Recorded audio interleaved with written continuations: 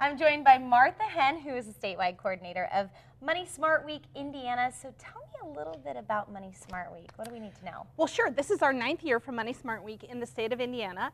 It originally started in 2002 in the Chicago area. It's an outreach of the Federal Reserve Bank of Chicago.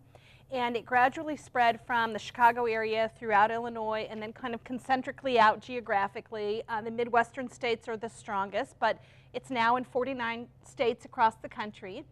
And it's a public education and awareness campaign designed to help people better manage their money and learn better money management skills, more confidence, have a better knowledge base about finances and how to corral them in the best way. Which is important. I feel like a lot of us could learn a little bit more about our finances, right? So who is this designed for?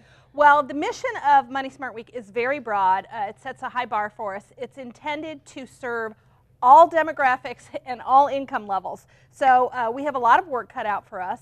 We work with age groups everywhere from small kids to retirees and people who are, for instance, caregivers and are managing the money of elderly relatives. And then also we address all income levels. So we work with people who are unbanked or underbanked, the low to moderate income population, lots of families and folks in the middle class, and then we also reach out to people who need wealth management services. Okay.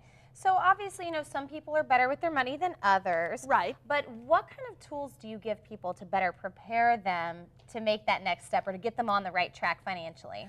Well, so what we want to do in Money Smart Week is to educate the public and increase awareness about financial literacy and financial knowledge. And we're very careful to stress that all of our events are non-commercial, so there's no marketing of products or services. We're really intended to just promote good knowledge and expert level education. So we want to give people the tools to find the experts who can help them. And that might be somebody from a bank or a financial institution. It might be a social service provider.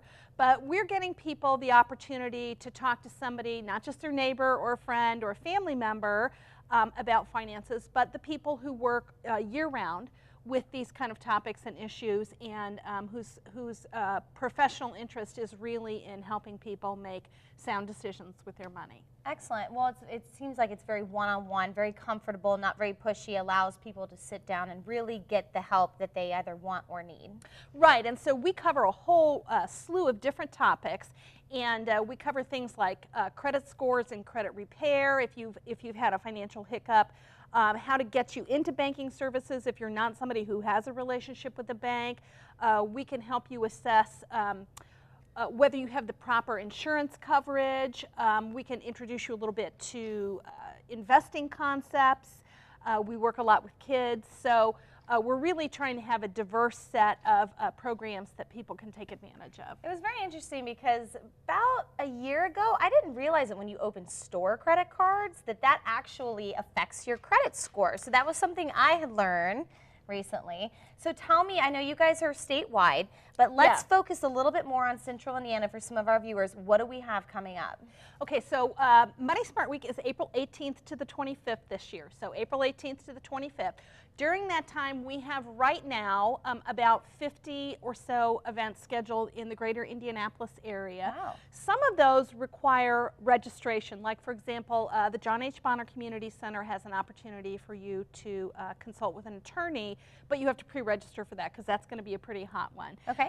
We have the National Coalition of 100 Black Women Indianapolis chapter who run an annual event called Her Sister's Keeper, which is for women with an emphasis on all kinds of financial tools and education for women.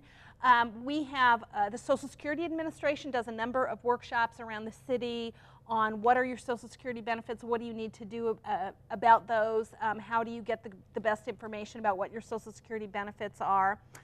Work One and a Present are working together to present some web-based workshops for folks who might be in stress situations like unemployment or underemployment. So we have a whole range of those kind of services. And then we have a lot of outreach to youth groups, both small kids and teens. Okay, so it seems like across the spectrum, you guys can help just about everyone. We try to. We've got some great, the Attorney General's office helps with some consumer protection events. We've got the Secretary of State's office who does a lot working with preventing fraud. So we have a lot of folks who are presenting, especially to senior audiences, about avoiding financial scams and identity protection as well. So those are all big issues that we tackle during Money Smart Week. That's excellent. So whether you're 20 or you're 65, you're financially savvy or you're not, low income, high income, we've got help for you. So where can they go for more information? Absolutely. They can go to www.moneysmartweek.org. So that's the website, and there you have the ability to search for events, which is going to be the primary motive for a lot of people for visiting moneysmartweek.org. You can search by a zip code, so near where you live or near where you work. You can search by county. There's an opportunity to search by topic, by date, during April 18th to the 25th. Or by keyword. So we have a lot of ways for people to find the events that might be best suited for them. There's also some resources there. There's a kids page with some financial literacy games and tools for kids, and then also for teachers. We have a great financial literacy summit that we're running for the state of Indiana that's on youth financial literacy topics. Excellent. So people who work, teachers or people who work with young youth and young adult populations have those resources available to them. So it's free, it's helpful, and it's no pressure help for you. So if you are in any need for financial assistance, go see them there. Thank you so much for coming. I appreciate it. My pleasure. Thanks for having me.